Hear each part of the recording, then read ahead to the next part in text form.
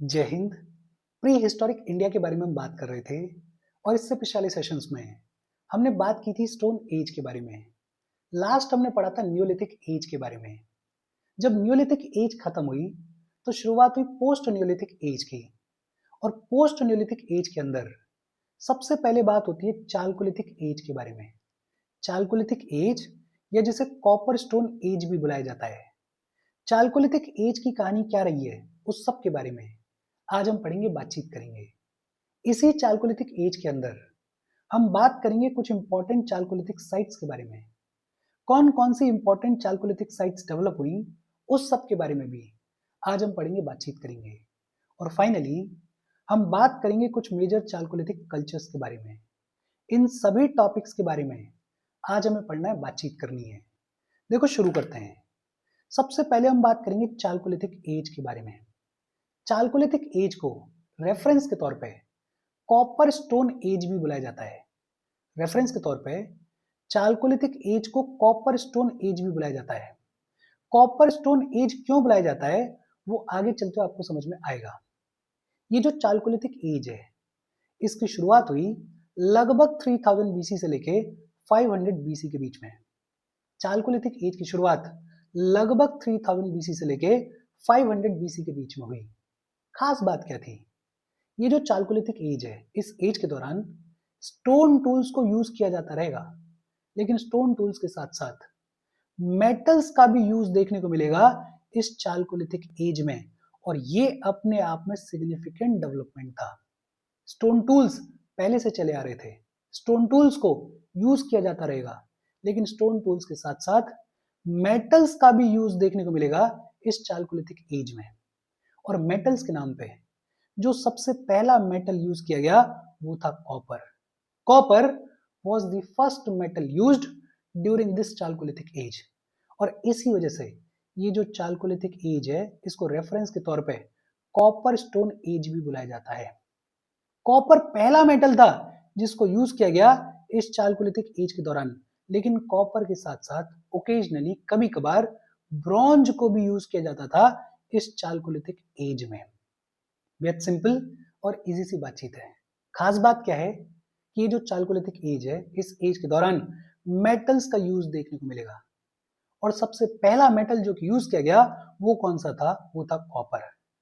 अगर टेक्निकली बात करें, अगर टेक्नोलॉजिकली बात करें तो ये जो चालकोलिथिक एज है ये लार्जली प्री हड़प्पन सेटलमेंट्स को अप्लाई करती है। हड़प्पन सिविलाइजेशन के डेवलप होने से पहले जो सेटलमेंट्स डेवलप हुए वो लार्जली बिलोंग करते हैं इस चालकोलिथिक एज को, लेकिन लार्जली बिलोंग करते हैं, सारे के सारे बिलोंग नहीं करते हैं। बहुत सारे चालकोलिथिक एज के सेटलमेंट्स ऐसे हैं जो कि हड़प्पन कल्चर के खत्म होने के बाद अपीयर होंगे। बहुत सारे चालकोलिथिक एज के सेटलमेंट्स ऐसे हैं जो कि हड़प्पन कल्चर के कंटेम्पररीज हैं। तो मोटा मोटा हम ये कह सकते हैं कि जो चालकोलिथिक एज है उसके ज्यादातर जो सेटलमेंट्स हैं वो तो प्री हड़प्पन है, लेकिन कुछ ऐसे भी हैं जो कि हड़प्पन सिविलाइजेशन के कंटेम्पररी हैं और कुछ ऐसे भी हैं जो कि पोस्ट हड़प्पन डेवलप होंगे। लेकिन ये हम बात कर रहे हैं सेटलमेंट्स की। अगर बात करें चालकोलिथिक कल्चर्स की तो ज्यादातर जो चालकोलिथिक कल्चर्स हैं वो पोस्ट हड़प्पन है। हड़प्पन सिविलाइजेशन के बाद में ज्यादातर चालकोलिथिक कल्चर्स जो हैं वो डेवलप हुए। डिफरेंस समझना, जब बात करते हैं सेटलमेंट्स की तो ज्यादातर जो चालकोलिथिक एज के सेटलमेंट्स हैं वो प्री हड़प्पन है, कुछ कंटेम्पररी हैं, कुछ पोस्ट हैं। लेकिन जब बात करते हैं चालकोलिथिक कल्चर्स की तो ज्यादातर जो चालकोलिथिक कल्चर्स हैं वो पोस्ट हड़प्पन है। ये जो चालकोलिथिक एज है ये लार्जली हमारे कंट्री के वेस्टर्न हिस्से में देखने को मिली, वेस्टर्न इंडिया में देखने को मिली। अगर जगहों की बात करें तो गुजरात में देखने को मिली, राजस्थान में देखने को मिली, मध्य प्रदेश में देखने को मिली, महाराष्ट्र में देखने को मिली। ये जो चालकोलिथिक एज है ये लार्जली हमारे कंट्री के वेस्टर्न हिस्से में देखने को मिली, गुजरात में, राजस्थान में, मध्य प्रदेश में, महाराष्ट्र में। और यहाँ पे इन पर्टिकुलर जगहों पे ये जो चालकोलिथिक एज है इसका कॉन्सेंट्रेशन देखने को क्यों मिला? बिकॉज कॉपर जो है वो मोस्टली इन्हीं जगहों पे मिलता था। एक माइंस का नाम आपने सुना होगा, खेतरी माइंस, जो कि राजस्थान में होती थी, बड़ी ही फेमस कॉपर की माइंस थी। तो लार्जली ये जो चालकोलिथिक एज है, इसका कॉन्सेंट्रेशन वेस्टर्न इंडिया में देखने को मिला। अच्छा, अभी हम बात कर रहे थे हड़प्पन कल्चर के बारे में। हड़प्पन कल्चर और ये जो चालकोलिथिक एज है, इन दोनों के बीच में प्राइमरी डिफरेंसेस क्या है? देखो, ये जो चालकोलिथिक एज है, ये प्राइमरीली रूरल थी। रूरल इकोनॉमी हुआ करती थी, रूरल सेटलमेंट्स हुआ करते थे। लेकिन हड़प्पन सिविलाइजेशन के बारे में इतना तो आपको पता होगा कि it was a urban centre. Urbanisation देखने को मिलेगा हड़प्पन सिविलाइजेशन के अंदर। ये जो चालकोलिथिक एज है, इसके दौरान प्राइमरीली कॉपर को यूज किया गया। हड़प्पन सिविलाइजेशन के दौरान प्राइमरीली ब्रॉन्ज को यूज किया गया। ये जो चालकोलिथिक एज के लोग हैं, ये हिली लैंड्स पर रहते थे, रिवर्स के आसपास रहते थे। ये जो हड़प्पन कल्चर है, ये डेवलप हुआ फ्लड प्लेन्स के इर्द गिर्द। इंडस वगैरह के जो फ्लड प्लेन्स थे, उनके इर्द गिर्द अर्बन सेंटर के तौर पर डेवलप हुआ ये हड़प्पन सिविलाइजेशन। तो चालकोलिथिक सेटलमेंट्स और हड़प्पन सिविलाइजेशन, इन दोनों के बीच में प्राइमरी डिफरेंसेस क्या है, उनको भी याद रखना। जब बात होती है चालकोलिथिक एज के बारे में, तो ये प्राइमरीली रूरल थी, कॉपर को यूज किया जाता था, लोग ज्यादातर हिली लैंड्स या रिवर्स के आसपास रहते थे। बात होती है हड़प्पन सिविलाइजेशन के बारे में, तो ये प्राइमरीली अर्बन सेंटर हुआ करता था, ब्रॉन्ज को यूज किया जाता था और लोग फ्लड प्लेन्स में रहते थे। ये जो चालकोलिथिक एज है, इस चालकोलिथिक एज के कैरेक्टरिस्टिक्स क्या थे, फीचर्स क्या थे? एक तो चालकोलिथिक एज के जो लोग हैं, उनका सबसिस्टेंस एग्रीकल्चर के ऊपर डिपेंडेंट था, कैटल रियरिंग के ऊपर डिपेंडेंट था। एग्रीकल्चर की नॉलेज हो गई थी अच्छी खासी, तो लोग एग्रीकल्चर कर रहे थे। डोमेस्टिकेशन ऑफ एनिमल्स की शुरुआत हो गई थी, तो कैटल रियरिंग की जा रही थी। और इसके अलावा हंटिंग भी कर रहे थे, फिशिंग भी कर रहे थे। लोगों ने एग्रीकल्चर में वेरियस वेराइटीज को उगाने की शुरुआत कर दी थी। जैसे वीट को प्रोड्यूस किया जा रहा था, राइस को प्रोड्यूस किया जा रहा था, और वीट और राइस को स्टेपल फूड क्रॉप के तौर पर प्रोड्यूस किया जा रहा था, मेन फूड क्रॉप के तौर पर प्रोड्यूस किया जा रहा था। वीट और राइस के अलावा बार्ली को प्रोड्यूस किया जा रहा था, बाजरा को प्रोड्यूस किया जा रहा था, और कई सारी पल्सेस को प्रोड्यूस किया जा रहा था। तो सर्वाइवल किस चीज पर डिपेंड कर रहा था? सर्वाइवल डिपेंड कर रहा था एग्रीकल्चर के ऊपर और कैटल रियरिंग के ऊपर। लेकिन ये जो चालकोलिथिक एज का मैन है, ये प्राइमरीली जूम कल्टीवेशन को प्रैक्टिस कर रहा था, स्लैश एंड बर्न एग्रीकल्चर को प्रैक्टिस कर रहा था। जूम कल्टीवेशन क्या होता है? होपफुली आपको पता होगा। एक फॉरेस्ट है, उसका एक छोटा सा पैच ऑफ लैंड है, उसको क्लियर किया जाता है, उस पर एग्रीकल्चर किया जाता है। जब तक एग्रीकल्चर की प्रोडक्टिविटी बढ़िया रहती है, तब तक उस लैंड पे एग्रीकल्चर करते रहेंगे। जैसे ही प्रोडक्टिविटी कम होगी, उस जगह को खाली छोड़ के चले जाएंगे और फॉरेस्ट के किसी दूसरे हिस्से को क्लियर आउट कर लेंगे और वहां पे एग्रीकल्चर करने की शुरुआत कर देंगे। तो इस तरीके का जूम कल्टीवेशन किया जाता था। जूम कल्टीवेशन किया जाता था, इसका एक एविडेंस ये भी है कि जितनी भी चालकोलिथिक एज की साइट्स हैं, वहां पे ना तो कोई प्लो देखने को मिलता है, ना कोई हो देखने को मिलता है। कोई हल वगैरह, कोई प्लो वगैरह, कोई हो वगैरह इन साइट्स पे देखने को नहीं मिलता है। और आपको समझ में आना चाहिए, वेस्टर्न इंडिया में कॉन्सेंट्रेशन है इस चालकोलिथिक एज का।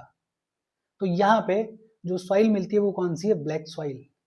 और ब्लैक सॉइल जो है वो सूटेबल है, वो एडिक्वेट है कॉटन के लिए।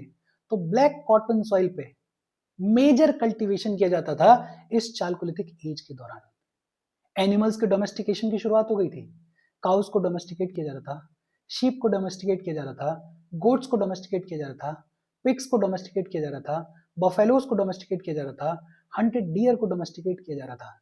लेकिन ये जो डोमेस्टिकेशन है, इसका पर्पस बड़ा अलग है। ये जो चालकोलिथिक एज का मैन है, इसको हॉर्सेस की बिल्कुल भी जानकारी नहीं थी। और ये इंपॉर्टेंट पॉइंट हो जाता है, हॉर्सेस की जानकारी बिल्कुल नहीं थी चालकोलिथिक एज के मैन को। और अभी मैं कह रहा था कि ये जो एनिमल्स है जिनको डोमेस्टिकेट किया जा रहा है, उस डोमेस्टिकेशन का पर्पस बड़ा अलग है। एनिमल्स को डोमेस्टिकेट किया जा रहा था उनको स्लॉटर करने के लिए, उनके मीट के लिए, डेयरी प्रोडक्ट्स के लिए। ये जो एनिमल्स हैं, इन एनिमल्स का पालन नहीं किया जा रहा था। मिल्किंग के लिए, दूध निकालने के लिए, डेयरी प्रोडक्ट्स के लिए ये जो एनिमल्स हैं, इन एनिमल्स को डोमेस्टिकेट नहीं किया जा रहा था। एनिमल्स को डोमेस्टिकेट किया जा रहा था उनको स्लॉटर करने के लिए, उनके मीट के लिए। और ये जो फॉर्म ऑफ एनिमल डोमेस्टिकेशन है स्लॉटरिंग के लिए, ये आज भी देखने को मिलता है। बस्तर रीजन में जो गोंड ट्राइब के लोग हैं वो आज भी एनिमल्स को स्लॉटरिंग के लिए डोमेस्टिकेट करते हैं, डेयरी प्रोडक्ट्स के लिए डोमेस्टिकेट नहीं करते हैं। बहुत सिंपल और बेसिक सी बातचीत है। एक बार फिर से इमेज अपने दिमाग में बिठाओ। ये जो चालकोलिथिक एज है, इस चालकोलिथिक एज की शुरुआत कब हुई? लगभग 3000 बीसी से लेके 500 बीसी के बीच में इस चालकोलिथिक एज की शुरुआत हुई। खास बात क्या है? ये जो चालकोलिथिक एज है, इस एज के दौरान मेटल्स का यूज देखने को मिलेगा, और सबसे पहला मेटल जो कि यूज किया गया वो कौन सा था? वो था कॉपर। ये जो चालकोलिथिक एज है, ये लार्जली इंडिया के वेस्टर्न हिस्से में डेवलप हुई। अगर स्टेट्स की बात करें तो गुजरात में, राजस्थान में, मध्य प्रदेश में और महाराष्ट्र में डेवलप हुई। और इन रीजन्स में ही डेवलप होने का रीजन क्या था? बिकॉज ये वो रीजन्स हैं जहां पे कॉपर की खूब सारी अवेलेबिलिटी देखने को मिलती है। कैरेक्टरिस्टिक्स की अगर बात करें तो ये जो चालकोलिथिक एज का मैन है, ये सब्सिस्टेंस के लिए, ये सर्वाइवल के लिए एग्रीकल्चर कर रहा है, कैटल रेयरिंग पे ध्यान दे रहा है, बहुत सारी चीजों को प्रोड्यूस किया जा रहा है, जैसे वीट है, राइस है, बार्ले है, पल्सेस है। लेकिन इसका जो एग्रीकल्चर है वो प्राइमरीली जूम कल्टीवेशन पे बेस्ड है, स्लैश एंड बर्न कल्टीवेशन पे बेस्ड है। कोई प्लो देखने को नहीं मिलता, कोई हो देखने को नहीं मिलता इन चालकोलिथिक एज की साइट्स पे। डोमेस्टिकेशन के नाम पे cow, sheep, goat, pig, buffalo, इन सब को डोमेस्टिकेट किया जा रहा था। हॉर्सेस की बिल्कुल भी जानकारी नहीं थी, और ये इंपॉर्टेंट पॉइंट है। ये जो चालकोलिथिक एज का मैन है, इसको हॉर्सेस की जानकारी नहीं थी। और एक और खास बात कि ये जो एनिमल्स डोमेस्टिकेट किए जा रहे थे, ये डोमेस्टिकेट किए जा रहे थे स्लॉटरिंग के पर्पस के लिए, डेयरी प्रोडक्ट्स के लिए इनको डोमेस्टिकेट नहीं किया जा रहा था। ये जो चालकोलिथिक एज है, इस एज में जो पोट्री है वो भी बहुत ही ज्यादा एडवांस्ड हो जाएगी और बड़ा ही वैल्यूएबल सोर्स बनेगी इंफॉर्मेशन का। आप समझ सकते हो कि जो चालकोलिथिक एज है, इस एज के दौरान भी रिटन रिकॉर्ड्स देखने को नहीं मिलते हैं। रिटन रिकॉर्ड्स अभी भी डेवलप नहीं हुए हैं, लेकिन चालकोलिथिक एज की हमें पूरी अच्छी खासी जानकारी है। वो जानकारी कहां से मिल रही है? वो जानकारी मिल रही है इस पोट्री से, बिकॉज बड़ी एडवांस पोट्री है। ये जो पोट्री है, ये बड़ा वैल्यूएबल सोर्स है इंफॉर्मेशन का। और अलग अलग तरीके की पोट्री देखने को मिलती थी, जैसे ब्लैक एंड रेड पोट्री देखने को मिलती थी, ऑर्च कलर्ड पोट्री देखने को मिलती थी, और ये बड़ी ही पॉपुलर पोट्रीज हुआ करती थी। हड़प्पन सिविलाइजेशन में आगे चलते हुए इस सब के बारे में हम पढ़ेंगे भी। इनफैक्ट एक खास बात और थी कि जो फीमेल पॉटर्स हुआ करती थी, ये जो पोट्री बनाई जाती थी, उसको बनाने के लिए जो फीमेल पॉटर्स हुआ करती थी, वो पॉटर व्हील को यूज नहीं करती थी। पॉटर व्हील का यूज सिर्फ मैन पॉटर्स किया करते थे। तो ये भी एक खास बात है। अब इसको आप डिस्क्रिमिनेशन के तौर पे देखना चाहो तो देख सकते हो, बट मेरे हिसाब से डिस्क्रिमिनेशन की बात नहीं है, कल्चर ही ऐसा होगा उस टाइम पे। ये जो चालकोलिथिक एज है, इस एज के दौरान रूरल सेटलमेंट्स देखने को मिलते थे। अभी हमने बात की कि भाई प्राइमरीली रूरल हुआ करता था। ये जो चालकोलिथिक एज है, तो रूरल सेटलमेंट्स देखने को मिलते थे। और ये जो रूरल सेटलमेंट्स हैं, इनमें छोटी मोटी हट्स देखने को मिलती थी, इनमें छोटे छोटे मड ब्रिक्स के घर देखने को मिलते थे। बर्न्ट ब्रिक की जानकारी नहीं थी इस चालकोलिथिक एज के मैन को। जो ईंट जला के पकाई जाती है, उसकी जानकारी नहीं थी इस चालकोलिथिक एज के मैन को। रूरल सेटलमेंट्स हुआ करते थे और विलेज बेस्ड इकोनॉमी हुआ करती थी इस चालकोलिथिक एज के मैन की। हाँ, ये जो चालकोलिथिक एज है, इस एज के दौरान सोशल इनइक्वालिटीज की कुछ कुछ बिगिनिंग, कुछ कुछ शुरुआत देखने को मिलती है। और ये जो सोशल इनइक्वालिटीज की बिगिनिंग देखने को मिलती है, ये कैसे दिखती है?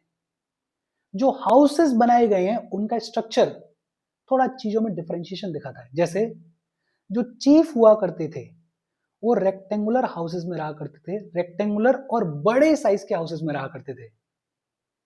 और जो चीफ नहीं होते थे, जो आम आदमी होता था, वो राउंडेड हट्स में रहता था, छोटे छोटे हट्स में रहता था। तो एक तरीके से स्ट्रेटिफिकेशन देख रहा है, एक तरीके से दिख रहा है कि सोशल इक्वालिटीज जो है, इनइक्वालिटीज जो है, उन्होंने आने की शुरुआत कर दी है। इनफैक्ट ये जो सोशल स्ट्रेटिफिकेशन है, ये ग्रेव्स में भी देखने को मिलता था। कुछ ऐसी ग्रेव्स देखने को मिलती हैं जिनमें गोल्ड मिलता है, सिल्वर मिलता है और सेमी प्रेशियस स्टोन्स मिलते हैं। बट ऑब्वियस सी बात है कि जो चीफ लोग होंगे, जो रईस लोग होंगे, उनकी ग्रेव्स में गोल्ड सिल्वर वगैरह रखा जाता होगा। लेकिन फिर बहुत सारी ग्रेव्स ऐसी भी देखने को मिलती हैं जिनमें चीप पोट्री देखने को मिलती है, जिनमें अर्थन बीट्स देखने को मिलते हैं। जो गरीब आम आदमी होगा, उनकी जो ग्रेव्स हैं उनमें गोल्ड सिल्वर नहीं है, उनमें चीप पोट्री है, उनमें अर्थन बीट्स है। तो एक तरीके से आपको ये दिख रहा है कि अब जो सोसाइटी है उसमें स्ट्रेटिफिकेशन, उसमें डिवीजन या उसमें सम सॉर्ट ऑफ डिस्क्रिमिनेशन उसके डेवलप होने की शुरुआत हो गई है। अच्छा, ये जो रूरल सेटलमेंट्स हैं, ये लंबे चौड़े सेटलमेंट्स नहीं है, स्मॉल विलेजेस देखने को मिलते थे, छोटे छोटे विलेजेस देखने को मिलते थे। और इन छोटे छोटे विलेजेस में छोटी छोटी हट्स हुआ करती थी लोगों की, एक दूसरे के पास में लोकेटेड होती थी ये हट्स।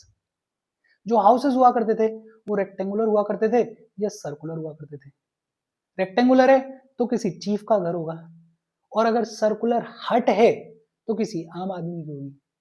जनरली मड के बने हुए होते थे। ज्यादातर जो हट्स हुआ करती थी उनमें सिंगल रूम हुआ करता था, एक ही रूम हुआ करता था। लेकिन ज्यादातर में, जरूरी नहीं है कि सब में सिंगल रूम हो।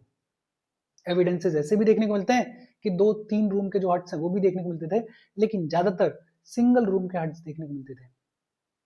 पब्लिक बिल्डिंग्स का एग्जिस्टेंस देखने को मिलता है, जैसे कहीं कहीं ये जो रेक्टेंगुलर हाउसेज हैं, ये जो सर्कुलर हट्स हैं, इनसे थोड़े बड़े फोर्ट जैसे स्ट्रक्चर्स देखने को मिलते हैं, डैम जैसे स्ट्रक्चर्स देखने को मिलते हैं। और शायद ये इंडिकेशन है कि some sort of public authority भी मैनेजमेंट के लिए एग्जिस्ट किया करती थी। लेकिन ये कंक्लूसिव नहीं है। हम डेफिनेटली नहीं कह सकते हैं कि पब्लिक अथॉरिटी होती ही थी, बट हाँ, ये जो पब्लिक बिल्डिंग्स हैं इनके एग्जिस्टेंस है, थोड़ा बहुत परहैप्स हम आइडिया लगा सकते हैं कि some sort of public authority हुआ करती थी इन सभी चीजों को मैनेज करने के लिए। भगवान की भी इंपॉर्टेंस बढ़ने लगी थी, बिकॉज अर्थ गॉडेस की जो क्ले इमेजेस हैं वो भी देखने को मिलती हैं इस फेज में। और ये जो अर्थ गॉडेस की क्ले इमेजेस देखने को मिलती हैं, ये पॉसिबली मदर गॉडेस होंगी। बुल बड़ा ही इंपॉर्टेंट सिंबल हुआ करता था रिलीजियस कल्ट का। और बुल इंपॉर्टेंट सिंबल हुआ करता था, ये कहां से दिखता है? मालवा राजस्थान में बुल के टेराकोटास को डिस्कवर किया गया है। और बुल सिग्निफिकेंट होगा तभी तो टेराकोटास बनाए गए। तो bull was a very important symbol of religious cult. बेहद सिंपल और इजी सी बातचीत है, आपको समझ में आना चाहिए। एक खास बात और थी कि ये जो चालकोलिथिक एज का मैन है, इसमें जो मेल डीटीज हुआ करते थे, जो मेल भगवान हुआ करते थे, उनका स्टेटस फीमेल डीटीज के कंपैरिजन में इंफीरियर दिखाई देता है, छोटा दिखाई देता है। फीमेल डीटीज को ज्यादा बड़ा चढ़ा के पूजा जाता था, मेल डीटीज का जो स्टेटस है वो इंफीरियर दिखाई देता है। इनफैक्ट जो मेल डीटीज हैं, जो मेल फिगराइंस हैं, वो बड़ा ही रेयरली डिस्कवर किए गए हैं, नाम मात्र के लिए डिस्कवर किए गए हैं। फीमेल डीटीज ज्यादा देखने को मिलती हैं। ग्रेव्स के अंदर बहुत सारे कॉमन आइटम्स देखने को मिलते हैं, जैसे कोई अमीर की ग्रेव है तो गोल्ड है, सिल्वर है, सेमी प्रेशियस स्टोन्स है। अगर गरीब की है तो अर्थन बीट्स हैं, चीप पोट्री है। लेकिन ग्रेव्स के अंदर ये जो कॉमन आइटम्स देखने को मिलते हैं, ये क्या इंडिकेट करते हैं? ये इंडिकेट करते हैं कि ये जो चालकोलिथिक एज का मैन है, he and she believed in the idea of life after birth, after death, कि मरने के बाद दोबारा इंसान जिंदा होता है, इस आइडिया में भी शायद ये लोग बिलीव करते थे। ये जो चालकोलिथिक मैन था, इसको ऑर्नामेंट्स का बड़ा शौक था, इसको डेकोरेशन का बड़ा शौक था। ऑर्नामेंट्स का शौक था, डेकोरेशन का शौक था। ये कहां से दिखाई देता है? शेल के, बोन के ऑर्नामेंट्स देखने को मिलते हैं। जो एक्सकेवेशंस किए गए हैं, उन एक्सकेवेशंस में जो हेयर्स हैं वो बड़े फाइनली कॉन्ड हैं। सेमी प्रेशियस स्टोन्स के वीट्स देखने को मिलते हैं। अब ये सारी चीजें देखने को मिल रही हैं, तो इनको रखने के लिए तो नहीं बनाया गया होगा इनको, बट ऑब्वियस सी बात है कि जो चालकोलिथिक मैन है वो यूज करता होगा ऑर्नामेंटेशन के तौर पे, वो यूज करता होगा डेकोरेशन के तौर पे। ट्रेड एंड कॉमर्स के लिए बार्टर सिस्टम चलता था, और ये तो ऑब्वियस सी बात है, शुरुआत में करेंसी वरेंसी तो थी नहीं, तो बार्टर सिस्टम चलता था ट्रेड एंड कॉमर्स के पर्पस के लिए। और अब तक हमें ये समझ में आना चाहिए कि ये जो चालकोलिथिक एज का मैन है, ही और she was a expert copper Smith. Copper, उसके कामकाज, उसकी जानकारी बहुत बेहतरीन थी इन लोगों को। They knew the art of copper smelting. Copper को प्यूरिफाई कैसे किया जाए उस आर्ट की भी जानकारी थी इस चालकोलिथिक एज के मैन को। और कॉपर स्मिथ होने के साथ साथ they were good stone workers as well. Spinning की भी जानकारी थी, वीविंग की भी जानकारी थी, लेकिन एक चीज जिसकी कमी थी वो क्या थी? राइटिंग की कोई नॉलेज नहीं थी। रिटन रिकॉर्ड्स देखने को नहीं मिलते हैं इस चालकोलिथिक एज के। बेहद सिंपल और इजी सी बातचीत है। एक बार फिर से इमेज बनाते हैं, चीजों को दिमाग में बिठाते हैं। चालकोलिथिक एज लगभग शुरू हुई 3000 बीसी से लेके 500 बीसी के बीच में। खास बात क्या है? इस एज के दौरान मेटल्स का यूज देखने को मिलेगा। सबसे पहला मेटल जो कि यूज किया गया वो कौन सा था? कॉपर। प्राइमरीली वेस्टर्न इंडिया में ये जो चालकोलिथिक एज है ये डेवलप हुई, गुजरात, राजस्थान, मध्य प्रदेश, महाराष्ट्र वाले रीजन में। ये जो चालकोलिथिक एज है, इस एज में कैरेक्टरिस्टिक फीचर्स क्या है? एक तो सर्वाइवल के लिए लोग एग्रीकल्चर कर रहे हैं, कैटल रियरिंग कर रहे हैं। एग्रीकल्चर कर तो रहे हैं, लेकिन जूम कल्टीवेशन है, स्लैश एंड बर्न कल्टीवेशन है। फ्लो कहीं देखने को नहीं मिलता, हो कहीं भी देखने को नहीं मिलता। एनिमल्स को डोमेस्टिकेट किया जा रहा है, लेकिन हॉर्सेस की कोई भी जानकारी नहीं है। और एनिमल्स को डोमेस्टिकेट किया जा रहा है स्लॉटरिंग के पर्पस के लिए, डेयरी प्रोडक्ट्स के लिए इनको डोमेस्टिकेट नहीं किया जा रहा है। इस फेज में जो पोट्री देखने को मिलती है वो बड़ी ही एडवांस्ड है। खास बात क्या है? जो फीमेल पॉटर्स हैं वो पॉटर व्हील को यूज नहीं करती हैं, जो मेन पॉटर्स हैं वो यूज करते हैं। रूरल सेटलमेंट्स देखने को मिलते थे और विलेज बेस्ड इकोनॉमी देखने को मिलती थी, स्मॉल विलेजेस देखने को मिलते थे। एक सोशल इनइक्वालिटी भी दिखाई देती है इस फेज के दौरान। सोशल इनइक्वालिटी कहां से दिखाई देती है? कि जो चीफ है उसका घर रेक्टेंगुलर है, उसके घर का साइज बड़ा है, लेकिन जो कॉमन मैन है वो राउंडेड हट्स में रह रहा है, और ये जो हट्स हैं छोटी छोटी हैं। ग्रेव्स में भी सोशल स्ट्रेटिफिकेशन देखने को मिलता है। जो अमीर आदमी है उसकी ग्रेव में gold, silver, semi precious stones देखने को मिलते हैं। जो कॉमन आदमी है उसकी ग्रेव में चीप पोट्री देखने को मिलती है, अर्थन वीड्स देखने को मिलते हैं। Some sort of public authority भी थी, ये भी हम कह सकते हैं, लेकिन ये कंक्लूसिव नहीं है। और भगवान की इंपॉर्टेंस बढ़ रही है। मदर गॉडेस की क्ले इमेजेस देखने को मिलती हैं। बुल जो है वो बड़ा ही इंपॉर्टेंट सिंबल हुआ करता था रिलीजियस कल्ट का, इसको भी दिमाग में रखना। मेल डिटीज के कंपैरिजन में फीमेल डिटीज की ज्यादा इंपॉर्टेंस थी। ये जो चालकोलिथिक एज का मैन है ये लाइफ आफ्टर डेथ के आइडिया में बिलीव करता था। ऑर्नामेंटेशन का इसको शौक था, डेकोरेशन का इसको शौक था, एंड दे वर एक्सपर्ट कॉपरस्मिथ्स। लेकिन एक चीज जिसकी कमी थी वो क्या थी? कि रिटन रिकॉर्ड्स अभी भी डेवलप नहीं हुए हैं, राइटिंग अभी भी डेवलप नहीं हुई है। बेहद सिंपल और इजी सी बातचीत है।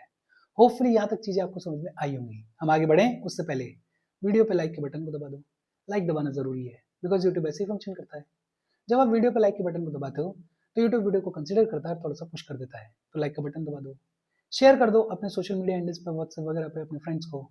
जो भी लोग इसमें इंटरेस्टेड है, इससे रिलेटेड पढ़ाई कर रहे हैं, उनको शेयर कर दो। अगर चैनल को सब्सक्राइब नहीं किया है तो फॉर श्योर चैनल को सब्सक्राइब कर लो।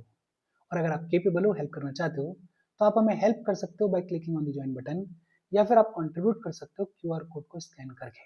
अच्छा, अब बात आती है चालकोलिथिक सेटलमेंट्स के बारे में। और चालकोलिथिक सेटलमेंट्स कहाँ देखने को मिलेंगे? वहां देखने को मिलेंगे जहां चालकोलिथिक एज डेवलप हुई, जैसे साउथ ईस्टर्न राजस्थान में देखने को मिलेंगे, वेस्टर्न मध्य प्रदेश में देखने को मिलेंगे, वेस्टर्न महाराष्ट्र में देखने को मिलेंगे, और इसके अलावा सदर्न और ईस्टर्न इंडिया के कुछ कुछ हिस्सों में भी चालकोलिथिक सेटलमेंट्स देखने को मिलते हैं। लेकिन ये जो चालकोलिथिक सेटलमेंट्स हैं इनमें रीजनल डिफरेंसेस देखने को मिलते हैं। जो वे ऑफ लिविंग है, जो वे ऑफ लाइफ है, उसमें रीजनल डिफरेंसेस देखने को मिलते हैं। जैसे ईस्टर्न इंडिया में जो चालकोलिथिक सेटलमेंट्स देखने को मिलते हैं वो लार्जली राइस को प्रोड्यूस किया करते थे। भाई वहां पे राइस का प्रोडक्शन इजीली होता था, तो राइस को प्रोड्यूस किया करते थे।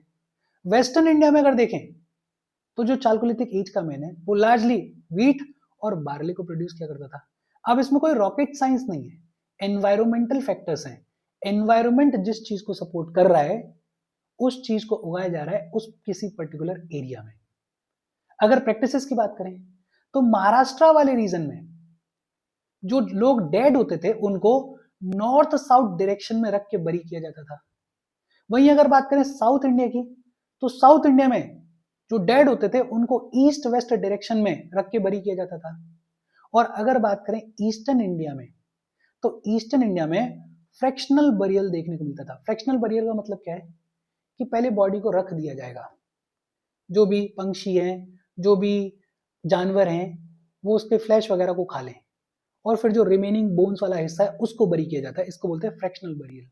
तो अपने अपने हिसाब से ये जो रीजनल डिफरेंसेस हैं, ये रीजनल डिफरेंसेस चालकोलिथिक सेटलमेंट्स में देखने को मिलते थे।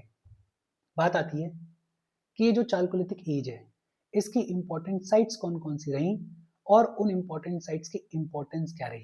ये जो मैप है, ये मैप दिखाता है चालकोलिथिक साइट्स को।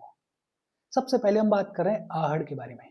आहड़ बड़ी इंपॉर्टेंट चालकोलिथिक साइट रही, बानस वैली राजस्थान में देखने को मिलती है। मैप में अगर देखोगे तो ये रहा आहड़।